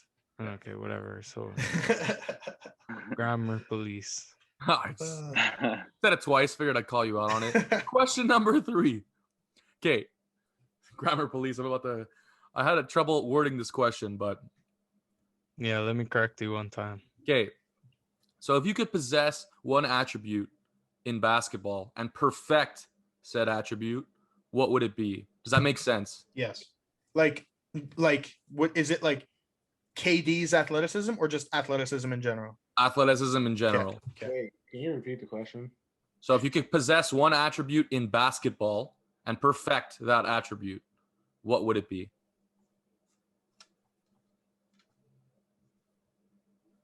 Three, 2, 1. I have 3-point shooting. So does Wow. LBS. I wrote Steph shooting, but I Okay, guess- so Cam, Shane, LBS, and I have 3-point shooting, and Dawson has dunking, I guess. Yeah, just Yeah. poster dunks and fucking crazy hops. Yeah. To me, one of the things that went into my mind was what's the most lethal play in basketball? And to me, it's the play that gets you the most points, right? So I think if you perfect the 3-point, you're not going to lose. And just showing up to a court, grabbing a ball, launching up a 3, and just having it splash every time. There's nothing more satisfying than freaking splashing. Although it would be fun to dunk, I'll give you that. Yeah. Like, I think there's nothing sicker. Like, we saw it this year with Bridges there in Charlotte. Like, just how exciting in-game dunking is. Mhm. Like, it's so sick. Like, you can, like, literally posterizing someone, getting an and one, turning to your bench, getting fucking hype. Like, that's a crazy feeling. Just But for yes, that's an electric play, but I would argue that a guy who gets hot from 3 is more electric than a guy who makes a poster dunk. I don't know, dude. I don't know. When Clay had that second quarter, that was one of the most electric freaking Okay, quarters imagine I've ever seen every in my time whole going. life. Imagine every time going up the court, you put it between your legs and fucking dunk on Kevin Love. Every time up the court. Kevin Love, why? What is your problem with Kevin Love? That's a preview to my top 5, but Okay. But like, fuck, that like so exciting, and dunking is funner than shooting, so I would fucking love to do that. Yeah, I like that. And like, just to go back on that topic right there, imagine all the threes that Clay made, that it was a dunk every time, like a crazy poster or something. I feel like the place would be like, the roof would be like fucking gone, man. It would be insane. But when it comes to like, if I wanted to like help the team out the most, definitely 3-point shooting. It's the most, it's the most points you can score on a field goal. So that's how I looked at it. Yeah, when you look at NBA, like the NBA now, and how analytics has changed the game, like every team's shooting a fucking dick ton of threes. Like it just, that's where the game's moving. It already has shifted a lot, so I don't think that's gonna slow down. So yeah, I think that would be like the most useful tool, I guess. Oh, we've just seen so many players make it as a 3-and-D player, and like their defense is just like average. I feel like I could somehow work my way, if I trained hard enough over like a 5-year span, to be an average defender in the NBA. If I'm knocking down like 50% of my threes, I think I could make the NBA if I'm an average defender. Yeah. So I think I'm that gonna would be say like something that might be crazy. way in. So I'm gonna say that something that might be crazy, and you might flame me for it.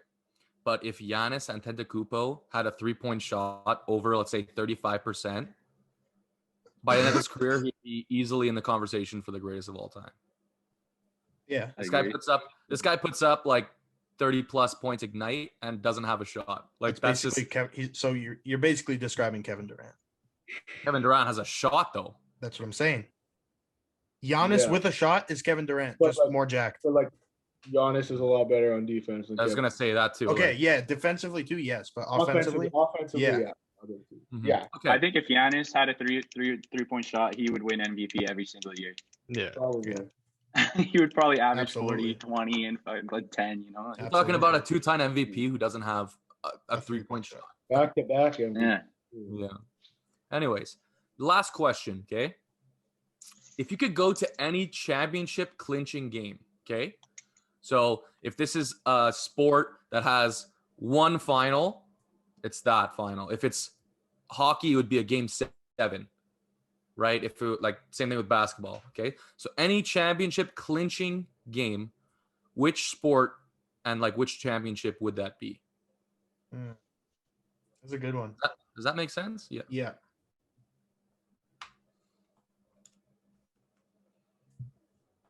Three, Wait, I'm not Two. ready. Okay. 1, go. Okay, so Shane and LBS have the Stanley Cup. Cam would say Game 7 at the Bell Center. Dawson has hockey, the Olympics, and I have the World Cup. We did top 5 like trophies like probably 15 episodes ago, and my number 1 would be the World Cup. And I think, I mean, just like Dawson's, it comes around once every 4 years, and it's the most popular trophy in the world. It's the most watched, probably final, like most watched sporting event in the world. Like, I could just imagine going to Spain and like, let's say Spain and Portugal get the joint bid, right, in 2030 for the World Cup. Imagine like Spain made it to the final. Like how electric that place would be. Like, It's unbelievable. Soccer fans are a different breed, and one of my bucket lists is going to Spain to watch Real Madrid play. Whether it's a freaking La Liga game, whether it's a fucking exhibition game, I don't care. I just gotta experience a European soccer game one way or another. Yeah. Yeah, I kind of based this answer off of like Dawson, before you go, yeah. we were talking about Ben Simmons before. Apparently, he may start shooting with his right hand instead of his left. Oh God, move on. That's him like, oh, I'll try it, coach. I'll try it. Like, anyways, To answer this question, I kind of went based on, events that have already happened and like what would like get me hyped the most if that game were to like replay itself. I don't think for me there's any professional sporting game that would be more hyped than the Golden Goal. Like being in that crowd, especially it being in Canada, like absolutely unreal, absolutely electric. Everyone in that building was Canadian. Everyone in that building was a Canada fan. Like that would just be so sick for me. So that's my answer. Gold medal game at the Olympics. Yeah, so I'm just gonna change my answer to the same as Cam. Like Game 7 at the Bell Center, I think would be just out of this world. The energy would be insane. For the same reasons you just mentioned. So like that's what I'm gonna go with. And the World Cup too would be incredible. If I could take two, those would be the two. Yeah, I almost went with like just like what you said, Dawson. If I was basing it on past experiences or not experiences, but things I've seen, going to see the Eagles win a Super Bowl. Yeah. Because based on the last 3 years, I don't think it's ever gonna happen again. But no, like you said, Liam, like fuck, being in the Bell Center, like packed crowd, like 25K or whatever, 23,000 people, like you're shoulder to shoulder, everyone's standing the whole game. Imagine the Habs score. Bro, it would literally be insane. The feeling, I don't even know what that feeling is, but I can't imagine. So yeah, that's definitely on the bucket list. Yeah, like you guys said, it's just been too long since the Habs won, and the city's just ready to absolutely explode right now. Like you should literally see they score one goal, like the first goal of the game, and they celebrate like it's like they just won. So imagine if they actually did win. Like this place. I was out there. Yeah, go ahead. I was out there last night watching Game 4 at the Bell Center outside, and when they scored the first goal in the second period, it felt like unreal. It was crazy. So like I can only imagine what a Game 7 game-winning goal would be like. I've also like from all the sports I watch and like all the trophies I see, like it just from like the hype factor in hockey just seems like it's far more than any other sport that I've watched when they score, like when they win. It's like they literally start if they're already up, they start celebrating with like 20 seconds left in the game, like, and then if they score in overtime, the goalie freaking bolts down like it's insane. I'm getting chills, boys. Yeah, me too. But I think it was Sean Starr on TSN 690. He tweeted after Game 3, and it's just like he just tweeted and it just stuck with me. It's like, how could you not believe right now? Like as crazy as everything is, as big underdogs as we are, like how could you not believe right now? If you call yourself a Habs fan and you're not like 100% on the Habs Cup train right now, I don't know what you're doing. Like, look, not for nothing. I don't care. Like, if the Habs lose, obviously, I think I can speak for all of us and say we'll be heartbroken. But right now, this feeling, like the series is tied. We don't know what's going to happen, but this feeling is unmatched for me as a sports fan. Yeah. Like, not for the. Oh, sorry, go ahead. You know what else would be crazy? If they can win Game 5 and hopefully win Game 6, Saint Jean, man. And on Saint Jean. We'll clinch a playoff, a Stanley Cup final berth on freaking our province's birthday. That would be insane. I honestly think if we lost this series, it would hurt more than when we lost in 2014. Because like when Price got hurt, we were all like, oh, okay, well, it happened. It's over. But now, like, we got a chance here, boys. Like, not for nothing, when it was 3-1 against Toronto, I was kind of like, okay, put us out of our misery. Like, I was ready. Like, just end it. And then this fucking shit happened. Like, it's fucking wild. Yeah. All right, let's move on. We're going to move on to a segment that will be hosted by Mr. Shaner himself this week. That's a segment we like to call NBC Trivia. Ow!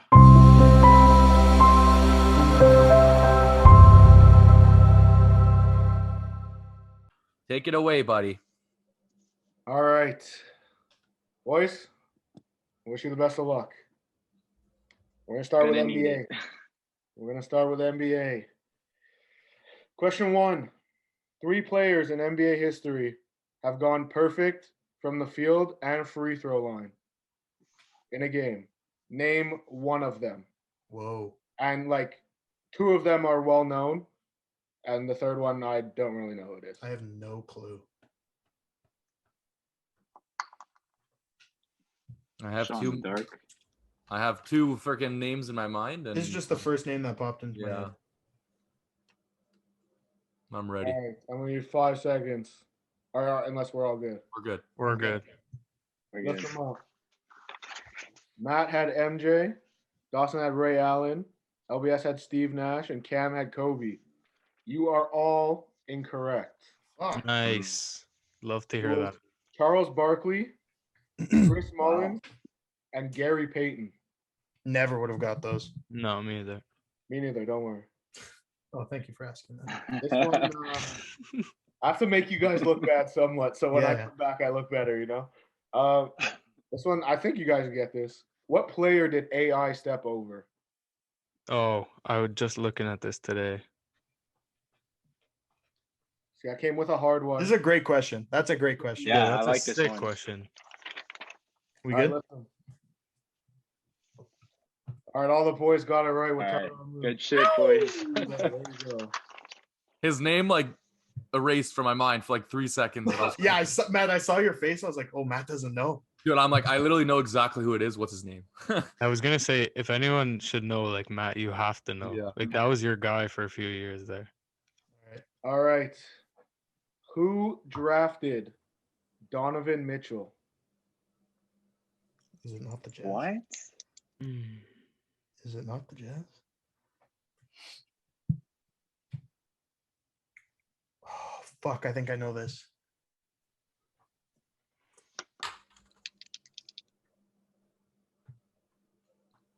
I think I know it.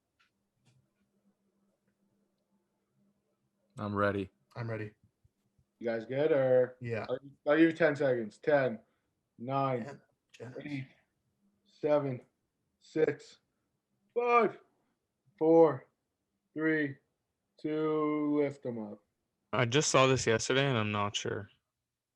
Matt had the I wrote Jazz. the Suns. Austin has Denver. LBS has the Suns, and Cam had Memphis. It was I think not. it's It was not Memphis. Utah. It I wasn't think it's Utah. Memphis. 3 of you are wrong.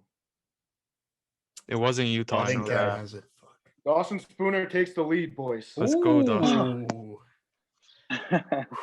I was gonna go. Memphis was my first thought, and I was like, nah. All right. For the NHL, we're going Habs draft. Okay. Oh, So fuck Oh me. Lord. on the current roster, who is the highest drafted player? By the Habs. By the or Habs? No, Or- no. On the team. Just right now, who is the highest drafted player on the team? Does he have to be drafted by the Habs? No. No, we just asked that. Silly goose. Dawson's getting salty with the lead here. I don't know. Oh, Like the obvious answer is Carey. I feel like this Oh. is yeah. Not?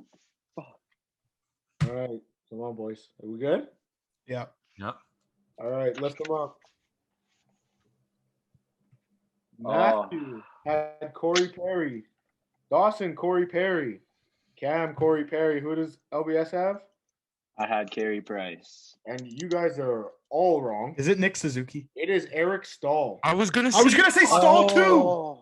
Fuck. Eric Stahl was the second overall pick by Carolina in 2003, I was gonna say that. after Marc-Andre Fleury. Then they won the cup in 04. Perry was like the 24th overall pick. I was Yeah. gonna say. Like, fuck. I knew there's it was one of the vets There's though. like I 6 thought he was guys earlier. I drafted don't know before why. him on the Habs. All right. Number 2. This one's kind of hard. Like, I'll give you some time because you actually have to think about it. Oh fuck me. How many players on the team right now were drafted by Montreal? Okay, like, can we go like based on who played the last game, or like who is on the act, like Jake Evans and shit like that? Are we counting? Like, we're counting like Jake Evans and shit. Okay. I just gave you one answer. Gave you one of the guys. Because it's a hard question, I'll give you like, you can put it in like a range. So 1 to 2, 2 to 3, 3 to 4, blah, blah, blah. You know what I mean? Okay. Yeah. I think I got it. No, I don't know. I took a shot in the dark, to be honest. All right. You guys get to reason. We don't have to name the players, right? No. Okay. You guys good? Yeah. So can we go with the range? Yeah, just like by 2. So like 1, 2, 3, Yeah. 4. Yeah. Okay, lift them Okay. up, boys.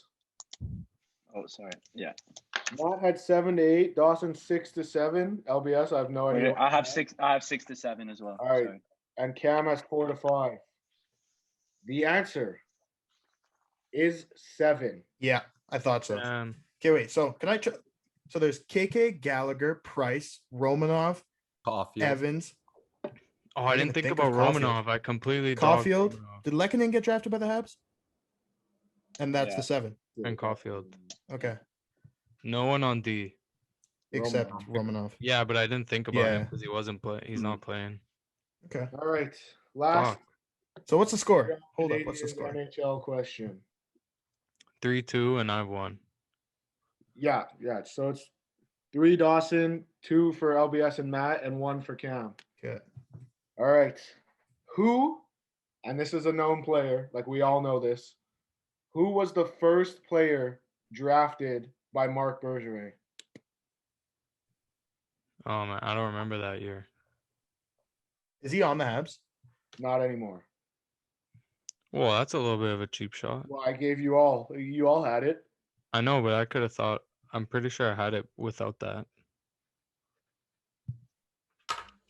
That totally gave me the answer if it's right. Yeah, I think so too. If it's right, it gave me the answer too. That's fine. You guys needed a right answer here.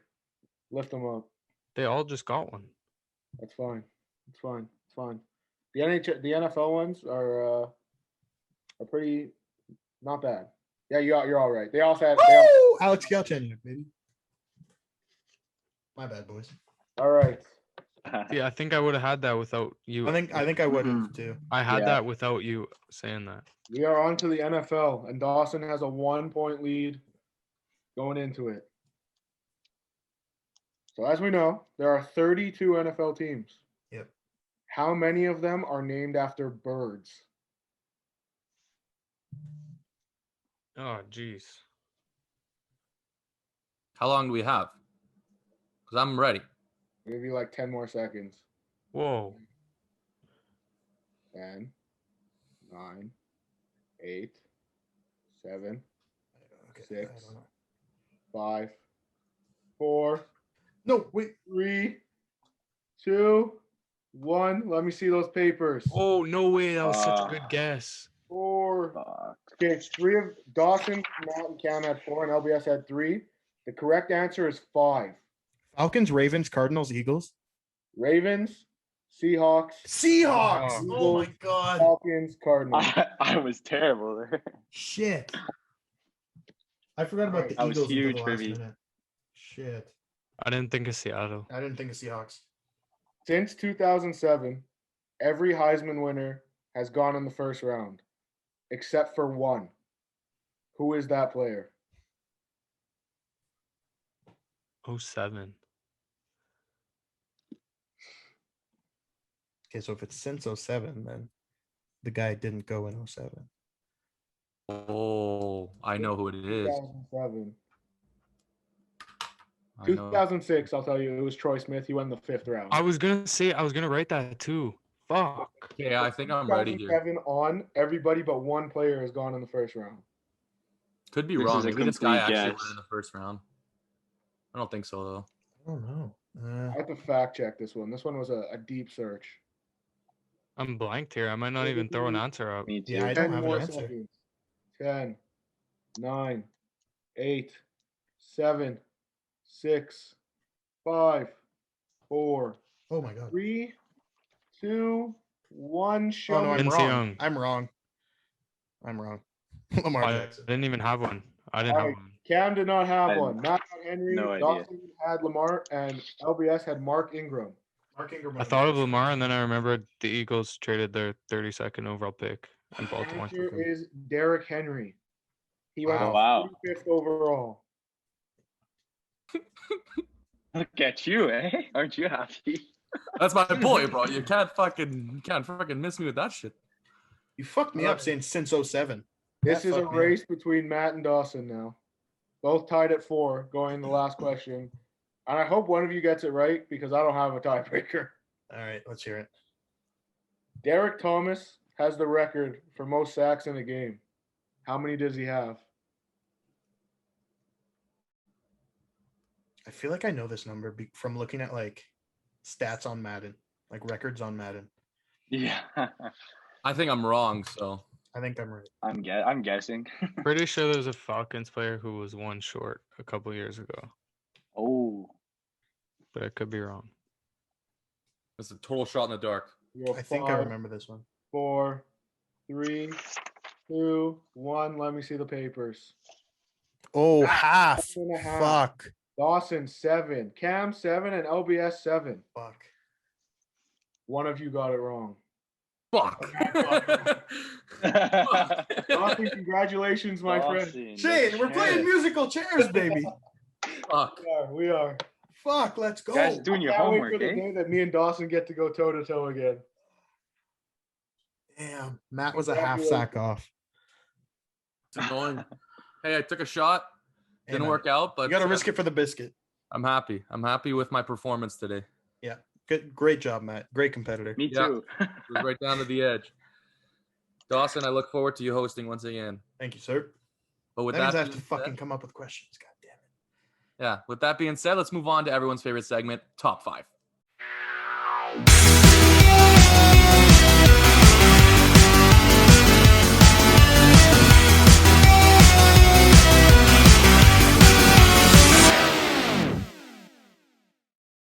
This week, we're doing top 5 favorite NBA plays of all time. Okay?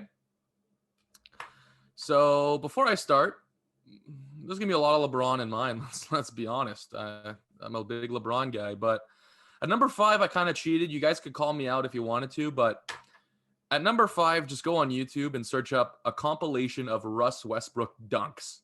And that's my favorite. That's my 5th favorite player of all time. Russell you did Westbrook, cheat. when he dunks the balls, it's ridiculous. Pause. When he dunks the balls. Yeah. All right. Anyways, Russell Westbrook, when he dunks, absolutely electric. Number 4, this is a weird one, but it has LeBron in it. And a lot of people might not even know this, but on Christmas Day a couple of years back, when LeBron was still on the Cavs, there's this play where he lets Ian Clark get the ball. So like the ball like rolls by LeBron, and he, instead of running at it to try to pick it up, he just literally lets Ian Clark come from like 4 feet behind him, lets him pick it up just to block him on the backboard. Just search up LeBron Ian Clark, and you're gonna see it. It's the most like foul play. Like it made no sense. Like how does LeBron know he's gonna block him off the backboard like that? Like literally, when I tell you he could have sprinted and got the ball easily, he literally was running and slowed down to let him pick up the ball. That's fucking jokes. Anyways, that was so funny. Number 3, Steph Curry's 3 against Oklahoma City with like 0.2 seconds left. And part of it was, what's his name? Mike Breen, his call on it when he was like, Curry, way downtown. Oh, bang, bang. Like, that was so electric. Yeah. Oh, man, like that shit gives me goosebumps. It was so hype. Number 2, Ray Allen's 3 against the Spurs. One of the most clutch shots I've ever seen in my life. Yeah. And of course, number 1, blocked by James. My favorite NBA play of all time, easily. My favorite athlete of all time, making his career-defining play. And that's number 1 for sure. Matt, I'm shocked you don't have any Dame buzzer beaters on your list. I guess. Yeah. I could've. For me, the number 5 is just like, it wasn't even a basket, so it's kind of funny. But when John Morant almost killed Kevin Love and put him on almost put him on the most disgusting poster in NBA history. I don't care that he didn't fucking hit the dunk. That play is just unreal to me. Number 4, just because of the significance of it, it wasn't a fantastic play, but just the pictures that came out of it. The Dwayne Wade to LeBron James alley-oop off the backboard with arguably one of the most iconic sports pictures of all time. That wasn't off the backboard, though. That was a pass Wasn't it? behind him. No, Okay. He passed it behind him. And Okay, anyways. Yeah. Number 3, Dame's buzzer beater versus Houston. That was one of the craziest buzzer beaters. Also one of the greatest calls I've ever heard in sports. Number 2, Dame's buzzer beater versus Oklahoma City. I knew that one is just fucking wild. And then number 1, Kawhi Leonard, the shot, baby. Of course. The shot heard around the globe. That's my top 5. Before you move on, I just want to say, I know this is NBA plays, so that's why I didn't put it in. But Chris Jenkins, on Villanova to win the championship Oh yeah. was one of the best Oh, sporting yeah. plays I've ever seen in my life. Dude, like it's amazing. Like if you watch that same clip like 10 times, you're going to see like other things happening. Like you see like one of the assistant coaches get up super hyped and just gets like super serious when he realizes that like the head coach, I forget his name, is the most serious guy ever. Bro, Yeah. this guy is just standing there, watches it go in, doesn't even celebrate, doesn't fist pump or anything, just walk straight to the center to handshake the guy. It was That's crazy. like, it was nuts. All right. All right. So my fifth is LeBron's block on Iguodala. Like just a crazy play, especially I think that happened right after Kyrie hit that three, right? No, it was Did it before. not? No? Oh, it was before. Anyways, just a crazy like series of events, you know, that like just a crazy like. Anyways, at number 4, I have the lob, the jam. When Chris Paul lobbed it up to DeAndre. What a great and just call. caught A lot him of these are body. just great That calls. was you know? just that's what makes unreal these plays. Yeah. Yeah, literally. That was like that's prime number time 4. lob city. Prime Lob City. Yeah, Yeah. Dude, people forget how electric that was I when know, Blake it's Griffin fucking and crazy. DeAndre Jordan with Chris Paul. And sort of like Matt, I cheated here for 3 and 2. I was like trying to think of plays and I couldn't find some. So then I went on YouTube for a bit. Anyways, at number 3, I have T-Max 13 points in 35 seconds. Yeah, that was gonna be on mine too. and the fact that his last shot was to win the game too, just insane. At number 2, I have Kobe's last game. Just like it wasn't even that great of a performance. I think he shot like 22 for like 50 or something, but just the significance of it, dropping 60 in his last NBA game was just unreal. And number 1, obviously the shot heard around the globe, as Dawson said, Yes, sir. Kawhi Leonard's game 7 winning basket, and the fact that that's the only buzzer beater in a game 7, I think, in NBA history. Yeah. So that's huge. Yeah, I messed with that. I have pretty similar ones, but at number 5, I don't know if you guys will even know this play. I remember seeing it. I think I was in high school. I don't remember the year, but this guy named Trevor Booker that played for Utah. Don't think he's still in the league. I think it was at the end of the first quarter or end of the third quarter. There was like Yeah, I know 0.3 exactly what the play- seconds left on the clock, Yeah. and they inbounded it, and he had his back to the rim. And Oh, couldn't bro, I really- was gonna put this play on the list. Yeah, I couldn't. No way. I can't reenact it right now, but He I'm just- sure you guys. Yeah. He scooped it backwards. Yeah. Yeah. Chopped it up, yeah. I think that's like one of the coolest things ever. Wasn't that against? It was against OKC, right? I think. I'm Yeah, pretty sure there was I was- only 0.1 seconds. Yeah, I was gonna put that it on my was list. literally Because like if it's under 0.3, even if you get a shot off, like yeah. if There's you that possess rule. and get a shot off, Yeah, they will call it no. Yeah, no yeah, good. yeah. You At literally have 4, to tip it in. Like I have the Crazy. LeBron block in the finals too. At number 4. At I'm number 3, surprised. I'm surprised that Liam had the LeBron block on his list, to be honest. But yeah, I've never been more engaged in like a final series other than when the Raptors were playing. Like to me, that was, I don't know. We were all cheering for. I mean, whether you hate or love LeBron James, like it was time for Golden State to go down, and Yeah. the significance of that play, like it was beyond basketball almost. Maybe could have had it higher, but at number 3, not really a play, has nothing to do with a basket or anything. Was when Matt Barnes tried to when he pump fake Kobe right on the baseline. That's so that was the most gangster play in NBA. Yeah, history. exactly. So it's not really a play, but call it what you Yeah, want. I love absolutely. that. Absolutely. At number 2, I have Dame's buzzer beater 3 against OKC. Man, fuck, I love Dame so much. Like we've talked about him enough on here, but love that play. And then at number 1, like you guys, Kawhi shot. I mean, like the anxiety that we all felt as it bounced 3 times or whatever it was. I don't know. Crazy Insane. shit. So yeah. yeah. All right. Honorable mention because I couldn't put it on this list because it's technically not a play. But the dunk competition between Zach LaVine and Aaron Gordon Oh yeah. was, if I could put it on the list, it would probably be number 1. Yeah. But at 5, LBS talked about it a bit earlier. Kyrie shot over Curry. Yeah, I don't know that shit had me running through the house. I was so hyped. that was insane. At 4, like Matt, well not like Matt, but he had it on his list. The Ray Allen corner 3. After Chris Bosh grabbed that rebound, and the announcer was absolutely hyped. Number 3, like like Dawson, that LeBron, D Wade, alley-oop. I think it's just the picture, man. Yeah, it is. The picture just gets me 100%. fired up every time I see it. When they redid it in the All-Star game, that one hit the feels right Yeah. there. At 2, I have the LeBron block on Iguodala also. And 1, I mean, it's safe to say where it should be for all Raptor fans. Yeah. The Kawhi shot Yeah. against the 76ers. I think I'm gonna get a lot of heat for not having that on my list just because I'm not a Raptors guy. Like most of our viewers are probably Raptors fans, but I don't like the Raptors, so it's not going on my list. All right. That was top 5. Now we're gonna go end this little episode with our lock of the week in terms of betting.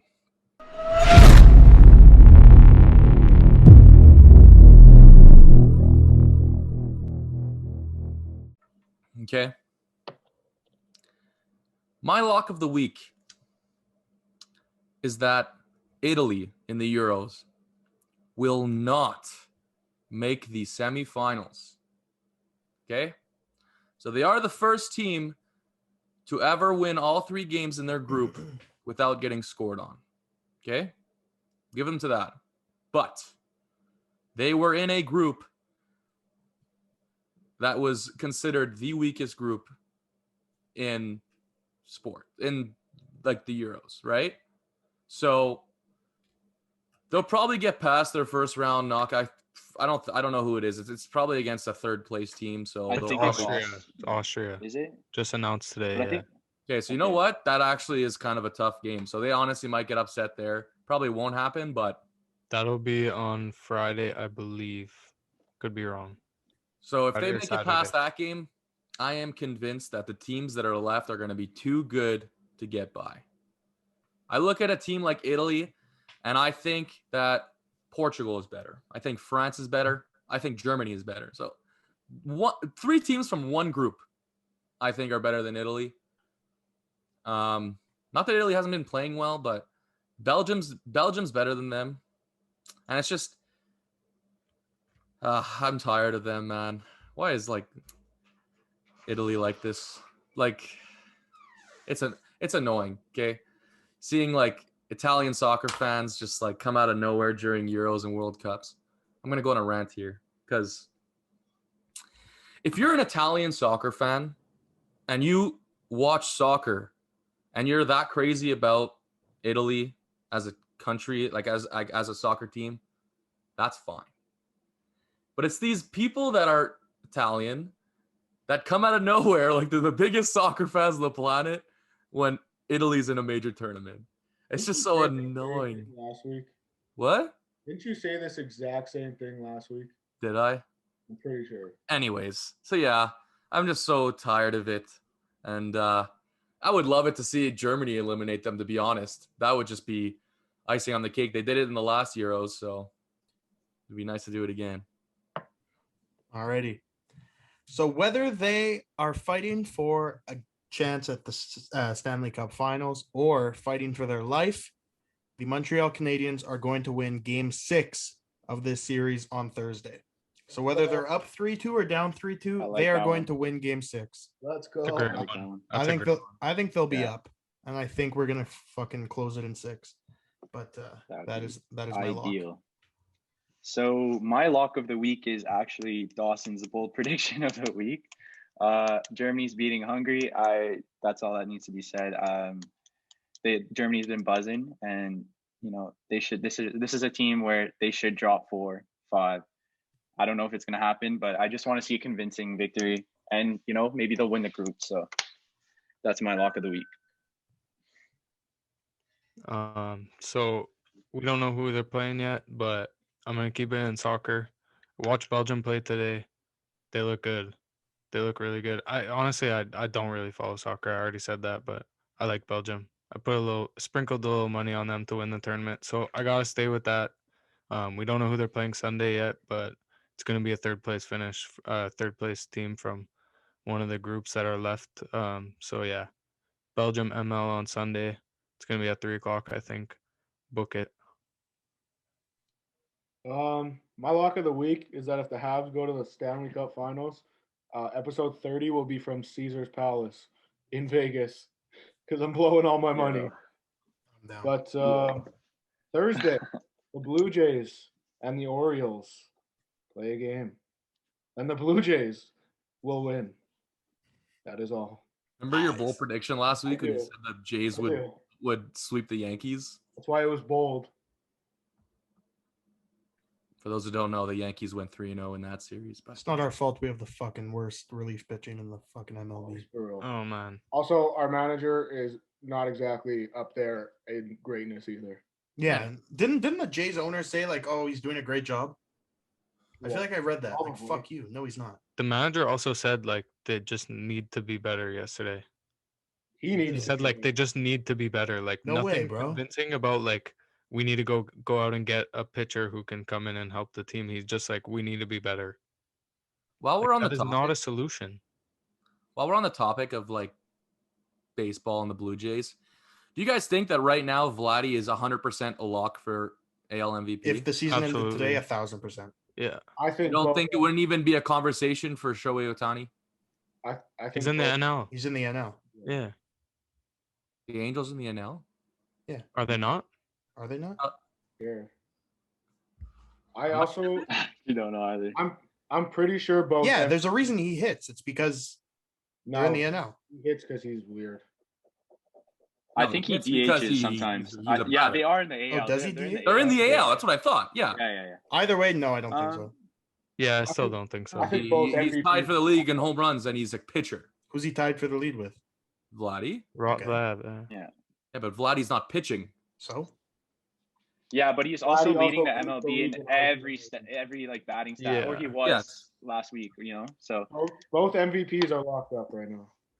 Yeah, I think for so. sure. I don't know if it's locked up in the AL, but they both have strong points. We've never seen a pitcher do this in our lifetime, so. But No. yeah, anyways. But that does it for episode 28 of the Nothing But Controversy podcast. You know what, today? I'm going to say go follow us on our actual Instagram platforms if you're listening. Mine's at mcampbell033. You're going to see it right here. Go follow. I don't know, you guys could point down your little things. I know Dawson's going to throw it up there on the screen. Give us a little follow. Send us a message. Send us a message on the Nothing But Controversy Instagram page if you want us to talk about something, if you have any comments.